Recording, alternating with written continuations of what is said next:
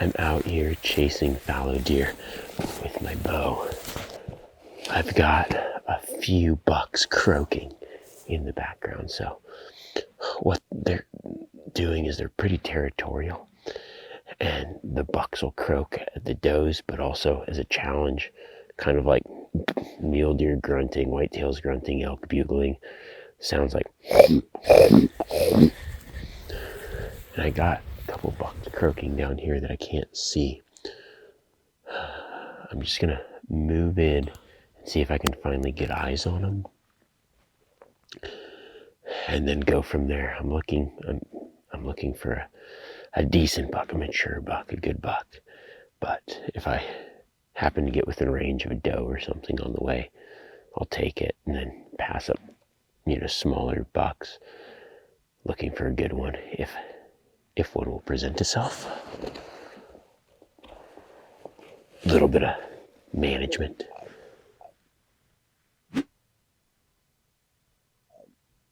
Oh, that old boy sounds hoarse.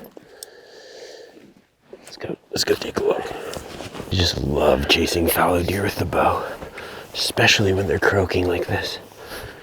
It's so much fun. Just chasing that sound and getting eyes on a buck.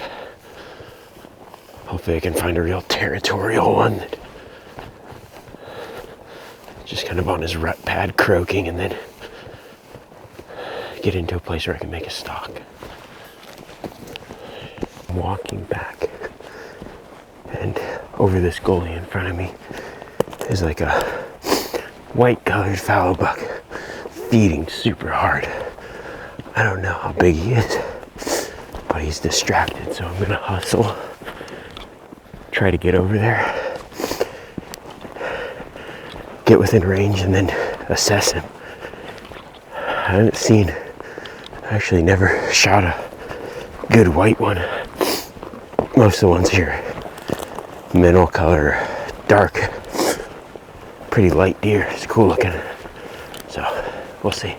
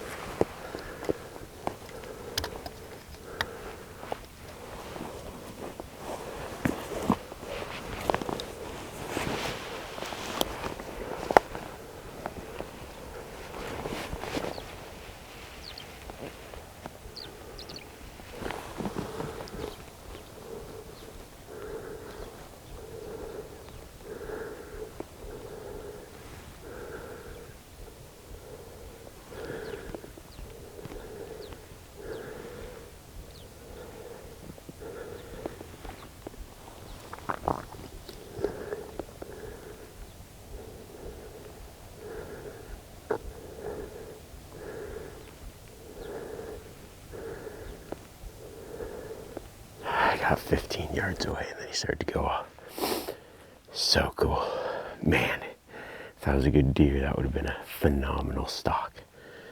It's hard to get that close to these things. It's super overcast today, and I think the bucks are just almost a little post-rut, where they're kind of feeding, but they're also messing with the does. So it's how I killed my buck with a mouth tab a few years ago, where they're chasing the does. They still want to be with the does in the morning, and then they just bust off and feed. And this is similar to what elk do, like early October. Sometimes that can be a great time to kill a big buck or big bull, because they're still with the does, but they're also, like, the mature ones have done a lot of rutting, and they're starting to like transition into the feed. And when they isolate themselves, they get very susceptible to getting sneaked on. Little pro tip.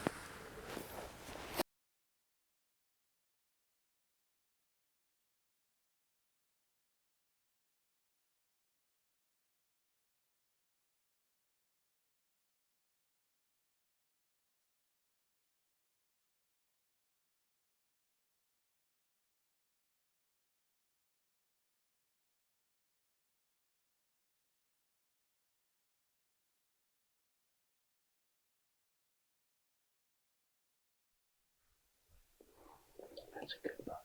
Drop her back. He's moving this way.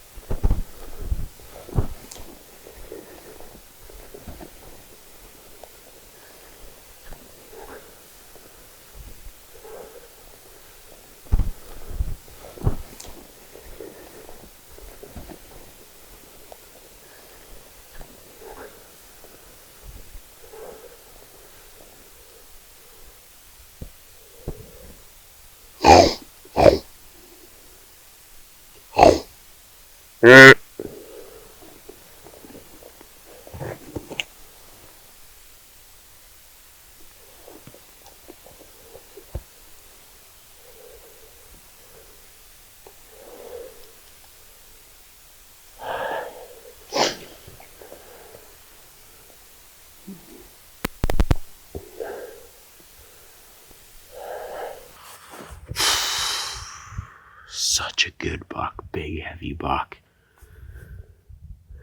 I moved in, he was by himself. He'd split off from the does. There's another little spiker with him. And he started walking my way. I had good cover in these rocks, but I didn't really understand the way that this hill wrapped around, so I thought I wouldn't be able to see him from down there. I circled around because I thought he was going over the top. He ended up walking right to me. His antlers were big enough I could see him coming.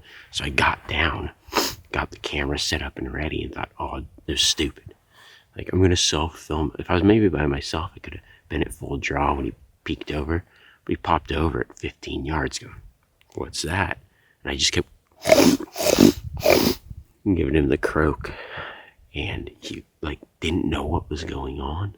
Because I think he thought he was coming over for a buck. This is just where being a little more situationally aware and not focusing in too much could have saved me. I made a big mistake because I ranged back at those rocks. They seemed far, but it was only 40 yards, the path he was coming on. If I would have taken a second look, where can I get? I might have been able to hustle back and around before he popped over. But then again, I don't know. If I was over there, though, when he came over, it would have been a done deal. He would have just walked 40 yards in front of me. I'd been concealed and just let him have it.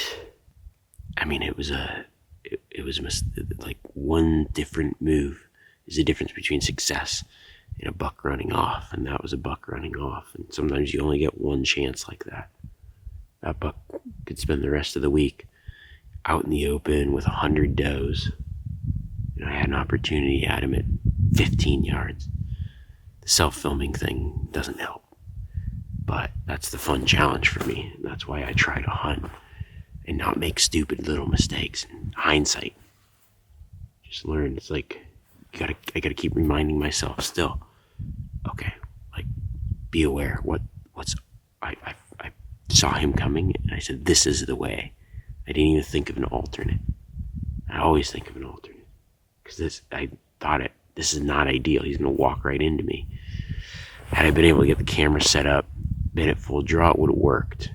I mean, he would have walked. I would have chest punched him at 15 paces. But the camera, when he's coming in, that camera zoomed all the way out on 24. So that's like your phone on wide. And he looks pretty close. All right, well, the buck just bumped over the ridge. So I'm going to head over there real quick and see if I could catch him before they get too far off the other side. The wind seems good for it right now. See what I can do. I got pinned down. Some of the does started feeding over, and I'm a long ways away, but caught in the open. Just been laying here for 20 minutes. I'm gonna run out of time.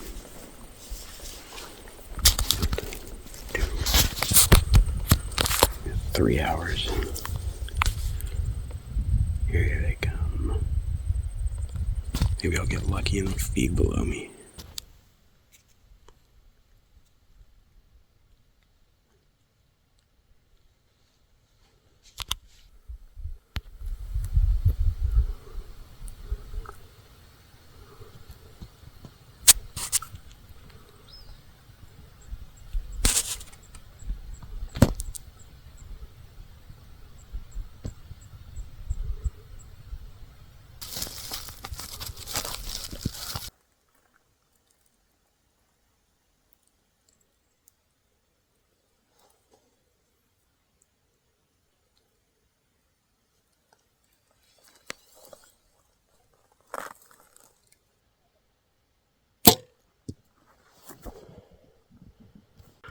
No way. I don't know if I got that on video. I should have set the camera up the hill further. What an intense stalk. Well, look at this buck. Absolute giant fallow deer. Free range fallow. They don't get much bigger. And to take it with a bow, I think this is my best buck. It is huge. How tall that is. Gosh, what a beast. What a hunt.